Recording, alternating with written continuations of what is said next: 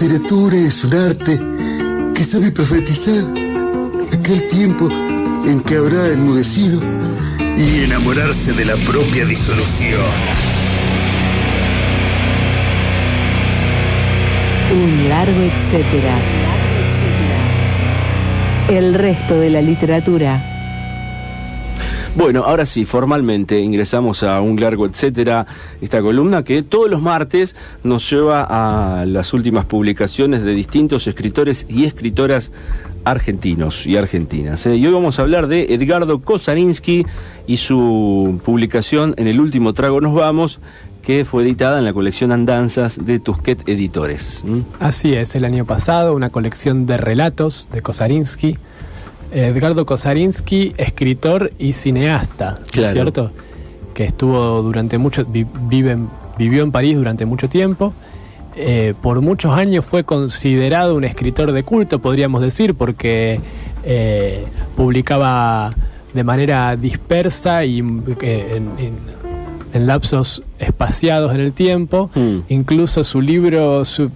Él en realidad publicó, estando en Buenos Aires, él estudia letras, publica una tesis con la que él se recibe sobre Joyce, un libro del que, si no me equivoco, él reniega ahora. Y digamos que el libro reniega, ¿no? Se hace cargo, no le gustó. No, la tesis es... Dice que tiene un par de ideas interesantes que no se animó a asumir como ideas interesantes. Ajá. Por estar muy condicionado por el ámbito académico. Ah, mira. Hay como todo un relato de Kosarinsky en donde, digamos, la asunción de su vocación literaria se define de manera tardía. Como que a él le llevó un tiempo. Él dice que no se animaba a asumirse como escritor en aquel momento, que por un tiempo consideró ser profesor y que, después empezó a hacer cine, también se fue a Europa. Y en el año 1984-85 publica el libro que lo ubicaría en la escena literaria y que lo pondría como eso, un escritor leído de manera vicaria, o poco, de culto, podríamos decir. El libro del que hablamos es Vudú Urbano. Vudú Urbano de los 80, hacia el 84. 84-85, sí. Bien. Un libro que es de género mixto, podríamos decir. Mezcla de crónica, ensayo, relato. Él lo llamaba postales a lo que escribía ahí. Y en donde todas estas variantes de la prosa se mezclaban sin solución de continuidad. Bien. Y él empieza a publicar de manera ya más asidua a partir de los 2000. Novelas, relatos, ensayos, y ahí se va consolidando como una figura importante dentro de la literatura argentina contemporánea. Este libro es el que vamos a leer hoy, es del año pasado. Me gusta que digas así, el que vamos a leer hoy, porque de hecho vamos a leer algún fragmento. Todo el libro no se puede. Nació en el 39, Kosarinsky, en Buenos Aires. Ahí estábamos repasando algunos datos de su biografía sobre los que vamos a volver al final de la columna. Pero en este caso... Sí, nieto de ucranianos que llegaron a Argentina a finales del siglo XIX, de Odessa, si no me equivoco. Ajá. Hay toda ahí como una una mitología de la diáspora, podríamos decir, ¿no? En su literatura, sí, en su persona. En su literatura, en este libro en particular también. Y nada, eso, hay unas... está asumida esa mitología de la diáspora, creo yo, o principalmente también en este último libro, que la tematiza bastante. Literatura rusa ronda por ahí, hay como un clima multiétnico, personajes nómades que se mueven de acá para allá, ¿no es cierto? Son 8 relatos justamente en este libro de unas 180 páginas, relatos relativamente cortos. La otra vida, Gran Hotel de Ruins, La Dama de Piqué, En el último trago nos vamos, que ahí utiliza justamente uno de los versos del bolero, que grababan los Rodríguez también, una de esas canciones hermosísimas, Noche de Tango, Insomnios, Tierra Colorada y Little Odessa, así se titula. Si hubiera estado Marce, lo presentábamos cantando el libro, ¿no? Como la última columna, que no me acuerdo ya ni qué cantamos. Eso fue para un gran arreglo que hemos hecho, está grabado, ya te lo voy a pasar. Pero lo tenemos a Marcelo Bonini, vamos a escucharlo, a ver dónde anda, qué le pasó, por qué no está aquí en el estudio, pero sí su espíritu, sí su presencia y sí su inigualable voz. Buenas tardes. Envío este audio confinado desde el barrio del Abasto. ya que tuve un accidente vial el día viernes, sábado, que me está impidiendo mi vida civil, pero no la vida en la literatura. Así que saludo a la audiencia primero y a Perry y a Bernardo en esta columna del día de hoy de Un Largo Etcétera, que vamos a hablar en diferido, por mi parte. Vamos a hablar, decía, de Edgardo Kosarinsky, más precisamente de En el último trago nos vamos, que es su último libro de relatos publicado el año pasado, hace un año, junio de 2017 por Tusquets.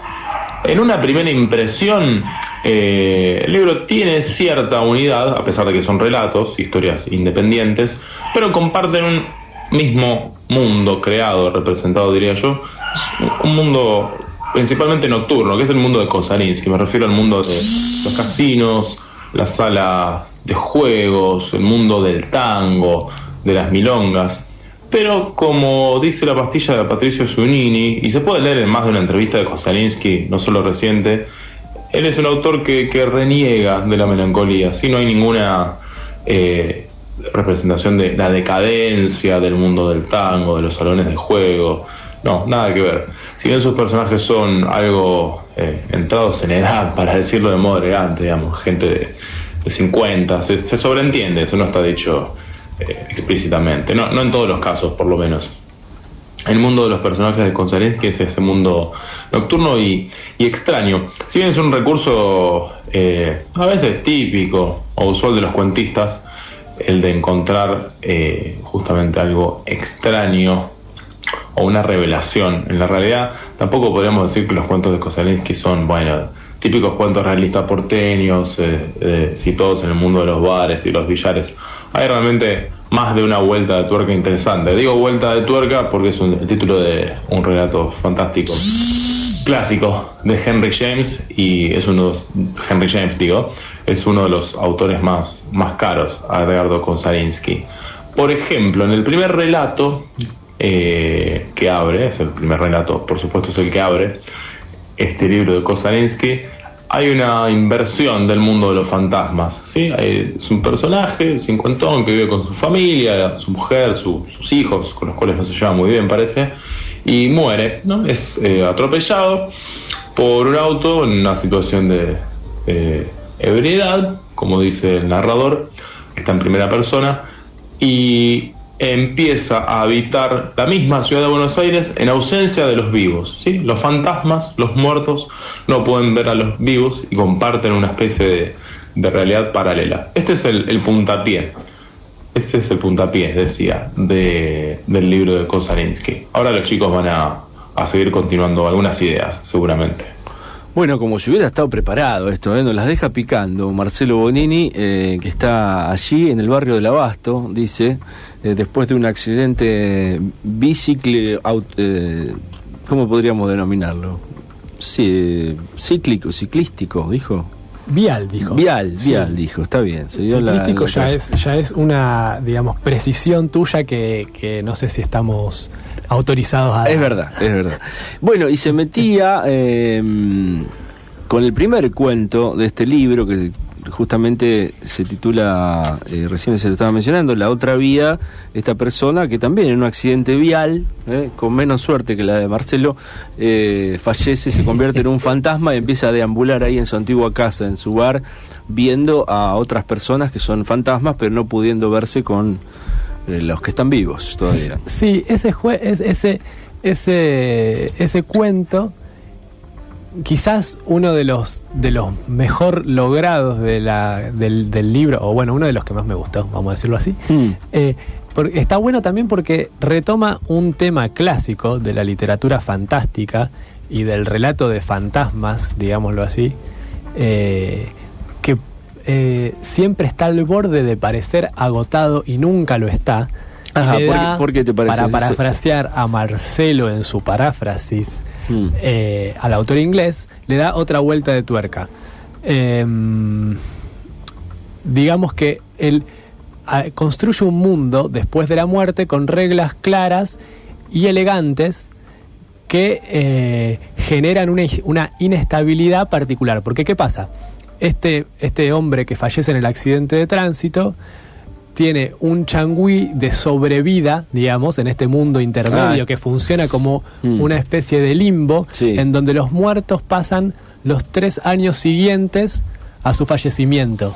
Y después de eso hay como una especie de segunda muerte que no saben qué les pasa. Entonces siguen viviendo en el mismo mundo que abandonaron tras su muerte. En el espacio material en el que todos transitamos. Totalmente, en la misma ciudad. Pero sin tener contacto con los vivos. El protagonista sigue teniendo la llave de su departamento en el bolsillo. Bueno, vuelve a su casa, pero claro... Está en varias películas, a ver, te digo que el fallecido mira... en verdad, el muerto ve a los vivos y los vivos no al muerto. Es así el efecto, ¿no? Claro. Como sucede en varias películas, que el que muere ve... bueno, este eje se rompió un regalo del cielo, una serie televisiva de los 90, que no sé si la viste. Digo, esta es la inversión, que es la que provoca esta cosa de incomodidad en el lector, ¿no? Porque el personaje, el protagonista lo dice, o lo insinúa, nunca lo dice directamente, pero su mambo con con esta sobrevida que le toca es que transita por los mismos lugares, pero no puede ver a los vivos. Claro. Y en un momento se imagina todo lo que estarán haciendo las personas que quedaron de este lado en el mismo lugar donde él está pasando. Y bueno, eso se va complejizando porque descubre que hay una manera de que esta sobrevida se extienda a cambio de mutilarse algún miembro del cuerpo.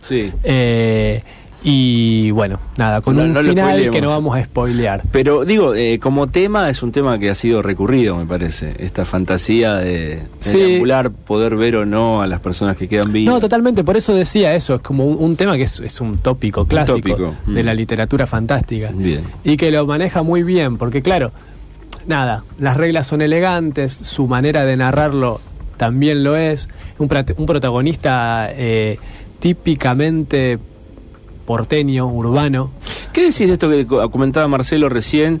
El mundo de la melancolía no son los típicos cuentos realistas porteños. Bueno, en este caso se mete más con el fantástico. No es un cultor de la melancolía, si bien atiende a estos temas de los viajes, el pasado. A mí lo que me genera, o sea, yo siento que sí, Kosarinsky lo dice explícitamente, que él rechaza la melancolía, pero a su vez su narrativa, o a lo mejor estos relatos particularmente, transmiten eso, una especie de un intento por reponer un mundo, o por mantener vivo un mundo muy siglo XX, del que ya es difícil exprimir algo más, y una idea consolidada del ámbito porteño, y una idea consolidada de la literatura que genera ese paisaje urbano porteño, que a mí por momentos se me vuelve tediosa, tengo que decirlo.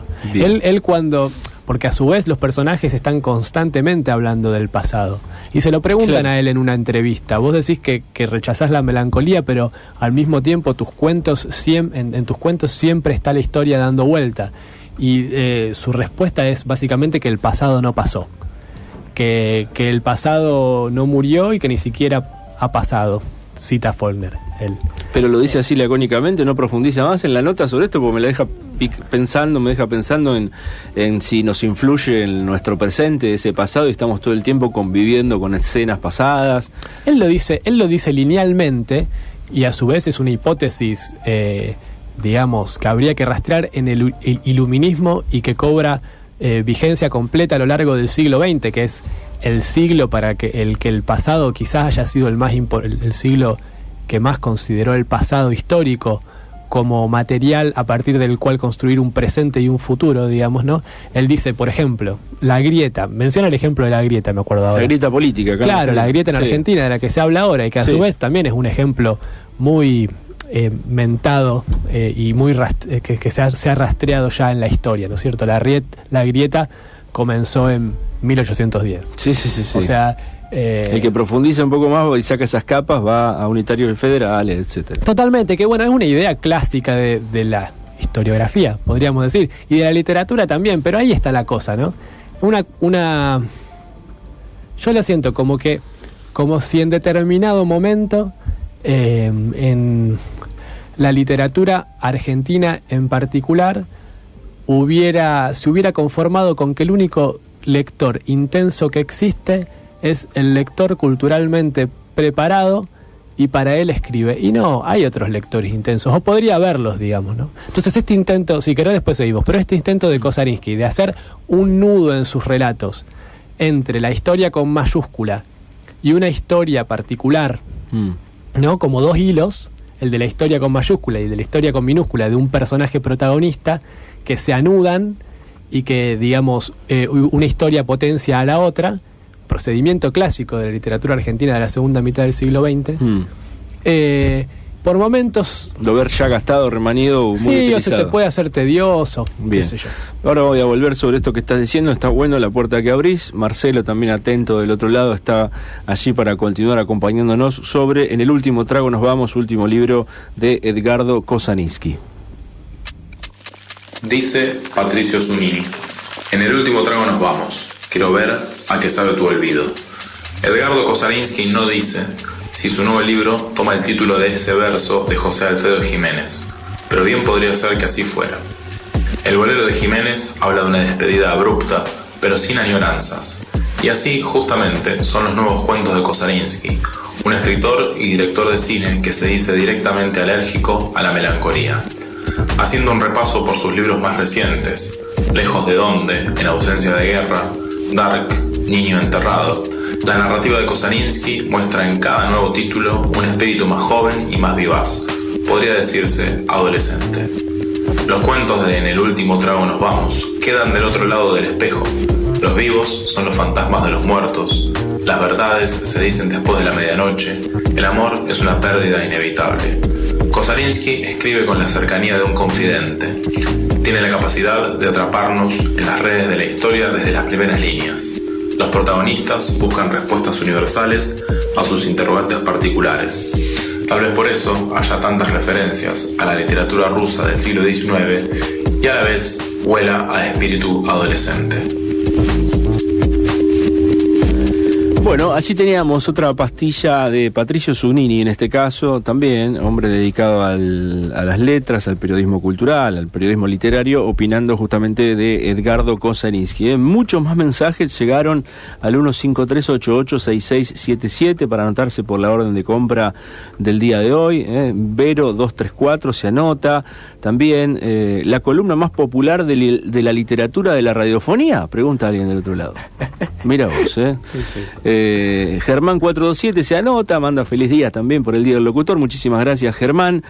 Hola, Perry, desde Bella Italia, Santa Fe. Me fui de Rosario hace más de un año y lo sigo escuchando. Pruebo suerte con el sorteo de hoy, así cuando viaje para allá la semana que viene me llevo los libros de Mandrake, dice Josefina 021. Vamos, mirá qué bueno. Desde Bella Italia, Santa Fe. Sale programa en vivo en Bella Italia. No conozco. No, yo tampoco. En principio pensé, es una pizzería, algo así, es un pueblo de acá de Santa Fe. Parece que sí. No lo conocía yo, disculpa, no lo digo. Bella Italia, mira, contanos un poco más, Josefina, a dónde te fuiste ahí a vivir, Así que muchísimas gracias por escribirnos. Bueno, Mayra 906 también se anota para la orden de Mandrake. Hola, soy Julieta 094, me anoto para el sorteo. Buenas tardes, sigo participando, nos cuenta Alfredo con el 214.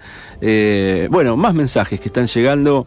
Pili con el 857, estallan ahí cual fuegos artificiales las lucecitas verdes en la pantalla de la computadora, que son vuestros mensajes de WhatsApp.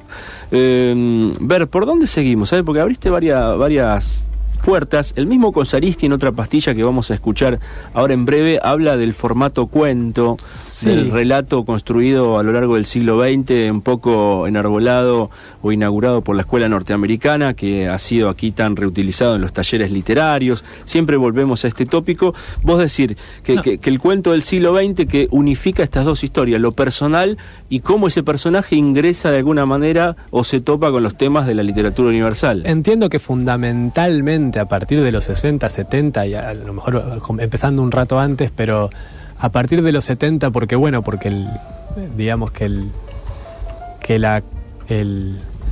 el plano histórico tiene el devenir que todos conocemos. Hay como un intento de que no hay un intento, hay ejercicios en donde la historia del siglo XX en particular entra en la ficción a manera de Telón de fondo, de tema, ¿de qué? Telón de fondo, de tesis o de material para trabajar una tesis particular, y en donde a lo mejor lo que hasta determinado momento era una literatura... Estoy hablando siempre, quiero ser cuidadoso con esto porque no estoy abarcando todo, y lo que decimos son algunos casos y que se... Sí, pero te sirve para ejemplificar y para ubicarte, está. Claro, sí, y para tratar de describir el libro que leemos hoy de Kosarinski, que para ser claro, por ejemplo, si su película Puntos Suspensivos, que creo que es del 70-71, una película under, así que responde a la estética de underground, que nada, así con sonido disonante, corrido de la imagen, montajes bruscos, etcétera, que está buena, es recomendable para ver, y si no me equivoco está en YouTube. Esa película, que es una película de tesis política, uno podría decir, que transcurre en un momento de álgida discusión política. Interviene sí, más allá de la repercusión o no que tenga ese producto cultural. Y más allá de la forma, que puede ser más experimental que querer intervenir. Claro, y más allá de su forma. Ahora bien, un libro como este último libro de relatos de Kosarinski ya trabaja sobre un material que, como bien dice él, es pasado y no pasó, pero nada, que está circunscripto a determinado periodo cronológico. Fundamentalmente es la historia del siglo XX. Hay personajes, qué sé yo, una diplomática francesa o esposa de un diplomático francés que tiene que huir de su embajada porque estalla la guerra de Vietnam, y que se cruza aleatoriamente con una especie de estafador profesional argentino, hijo de un militante que participó en diferentes, digamos, revueltas alrededor del mundo. Es decir, claro, los ubica ahí en cuestiones reales, en contextos reales. Lo mismo con el cuento Gran Hotel de Ruin, que es un... creo que ese es el que digo, ¿no? El de la diplomática y el... ¿No? ¿No es ese? Pero estoy confundido yo, sí. O la dama de que Pique, se encuentran en las ruinas de Camboya y demás. Exactamente, sí, claro. Sí. Bueno, ese es específicamente como, inclusive el cuento más con links más cultos, que nos hace pensar, qué sé yo, en Borges por toda la referencia. Sí, pero yo iría más allá de esta temática que estamos tratando ahora, y también me referiría a la estructura narrativa y a la prosa que se ejecuta, ¿no? Llena de frases literariamente fosilizadas, para mi gusto, ¿no? O sea, llena de frases como, por ejemplo, descubrió, no sin sorpresa, que no podía ver a los vivos. Estoy inventando, ¿no? Sí, pero eso lo extraigo, es un extracto textual. Sí, un modo clásico de construir la frase, ¿no? Un modo sí, digamos, donde obviamente se ponen de manifiesto claras influencias borgianas en Kosarinski, que también están a lo largo de toda su obra, digamos, ¿no? Pero a mí me da la sensación que cuando se suman una serie de elementos, que son estos que estamos un poco enumerando acá, sale algo que para mi gusto dista mucho de tener espíritu adolescente, como lo caracterizaba Zunini en la pastilla que recién escuchábamos. Bien, y tenemos al propio Kosarinski en otra pastilla hablando justamente de su modo de escribir. Vamos a ver si coincide o no con esto que estamos comentando, para retomarlo también.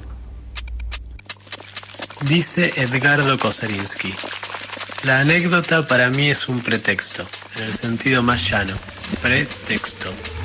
En La otra vida, donde los vivos resultan ser fantasmas para los muertos, me interesó incrustar esa idea en una cantidad de observaciones realistas. La bolsa de comercio, el bar británico, las viejas latas de bizcochitos Canales. En Insomnios, las anécdotas son confidencias escuchadas en bares después de medianoche, pero importa más la errancia del caminante que las escucha, su percepción de la luz y la temperatura en el amanecer temprano de verano. Me parece que con los años estoy cada vez más lejos del cuento bien hecho. como enseñaban en los talleres norteamericanos, si es que alguna vez caí en esa trampa. La mezcla de géneros, está claro, me sale espontánea, pero en este libro, donde la ficción es más zarpada que en otros, se me ocurre que los personajes y las situaciones mismas deambulan. Van encontrando otros personajes, otras situaciones, un poco al azar. Son una energía libre en el espacio narrativo. Ahí está otra cita textual de Edgardo Kosarinski, hablando justamente de su modo de hacer cuentos. Cada vez estoy más lejos del cuento bien hecho, dice Bernardo, donde los personajes van avanzando un poco al azar. ¿Te parece lo contrario de alguna manera vos, o no?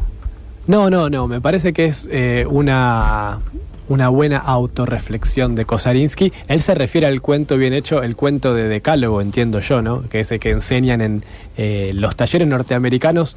Ahí uno podría leer estas academias de escritura creativa que proliferan principalmente en las principales ciudades anglosajonas, pero también en el resto del mundo. Sí, tienen sus derivas por acá. Claro, el cuento más cerrado, que hemos citado autores clásicos, qué sé yo. Sí, que si se quiere también hay distintas teorías al respecto, distintos tipos de cuento clásico, el más cercano al modelo Poe decimonónico o el más cercano al modelo Chekhov de finales del siglo XIX, a lo mejor... Bueno, Carver y demás más acá. Claro, ¿no? Carver, que sería, digamos, una actualización norteamericana de Chekhov. Claro. Si uno quiere, Carver admiraba mucho a Chekhov.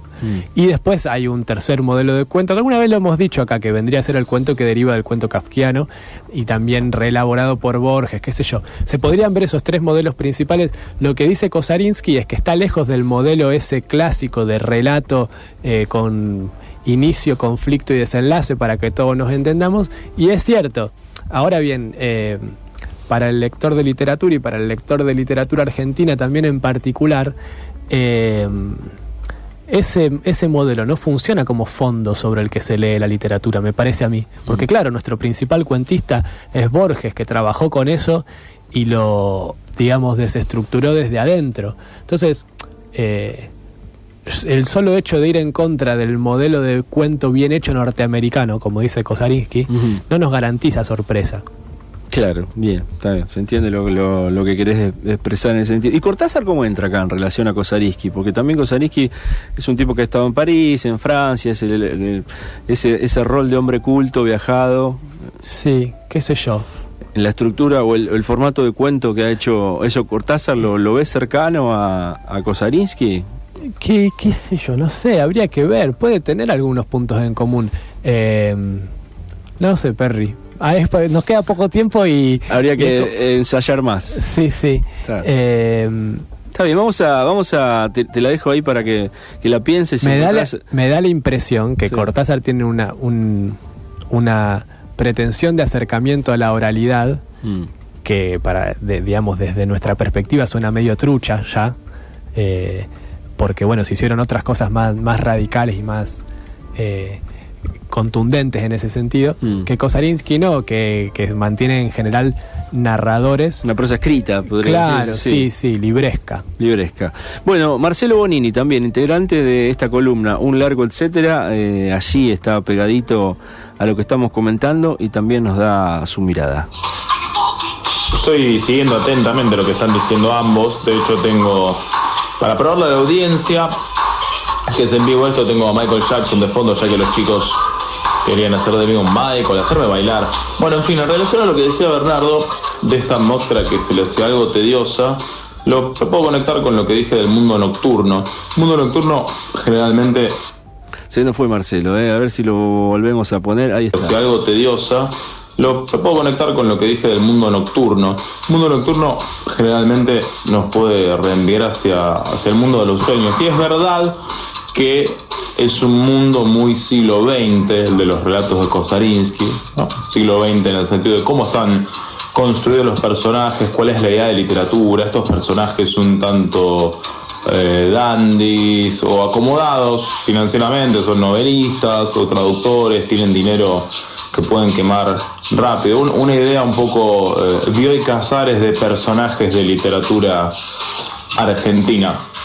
Como Es como si esta melancolía que dice rechazar Kosarinsky estuviese siempre al límite, siempre al filo, y se tratase más bien de un recuerdo permanente, ¿no? De una añoranza, que no necesariamente se tiene que conectar con la afección melancólica, ¿no? Que es un poco pariente de la tristeza o de la depresión. Pero es verdad que no se le podría poner el mote de literatura moderna, sea lo que sea la literatura moderna o excesivamente conectada con el presente, que son, es verdad, ideas discutibles, pero sí estoy de acuerdo con la carta que jugó Bernardo, para remitirnos a las metáforas del juego que aparecen tanto en Kosarinsky, que este rechazo al explícito de la melancolía en Kosarinsky a veces podría llegar a jugarle en contra, ¿verdad? Es una posible lectura. Bueno, ahí estaba Marcelo Bonini, también integrante de esta columna, hasta con efectos especiales. Yo no puedo creer el esfuerzo de producción que está haciendo. Lo trajo a Michael Jackson, que por si no lo escuchó alguno, lo habíamos traído a colación nosotros al comienzo de la columna con esta cuestión del fantasma, no, ¿cómo se llama? El holograma. El holograma. ¿Y el Marcelo hologramático está en posición horizontal, ya que está convaleciente? Sí, me parece que sí, Me parece que sí. Ahora Cabestrillo. ¿Habló de cabestrillo en algún momento, puede ser? Está desde esa posición analizando a Kosarinsky y a la literatura argentina. Le mandamos un abrazo, ¿no? Bueno, te concede la derecha ahí en la carta que jugaste respecto al cuento. No, bueno, qué sé yo, es una forma de verlo. También son una serie de características de este último libro de Kosarinsky. Hacemos hincapié en eso, que estamos hablando de este libro, y mandamos a leer, por ejemplo, Vudú Urbano, que si no me equivoco está reeditado por Fondo de Cultura Económica en esa colección que dirigió Piglia, donde, por ejemplo, reeditó libros, donde reeditó Minga de Di Paola, donde reeditó Cavernícola, si no me equivoco, de Libertela. ¿Está Kosarinsky ahí? No me acordaba. Si no me equivoco, hay una reedición de Vudú Urbano en esa misma colección. Grandes títulos hay ahí, sí. Sí, así que bueno, nada, es diríamos, un clásico tapado de la literatura de finales del siglo XX argentina. En este último libro, o sea, en esta serie de características que veníamos mencionando, que a lo mejor yo diría que que me hacen decir que no es un libro para recomendar para empezar a leer a Kosarinsky. Bueno, en el último trago nos vamos, Edgardo Kosarinsky, este escritor nacido en el 39, del cual hemos repasado sus características en el día de hoy. Nos vemos la semana que viene, Bernardo. Pero seguro. Aquí estaremos el martes próximo, y lo mismo, un gran abrazo para Marcelo, que está con Cabestrillo y YouTube, nos dice del otro lado. Que se mejore. Auspiciantes del programa, y ya revelamos quién se lleva la orden de compra de 500 mangos en Mandrake. La canción del país.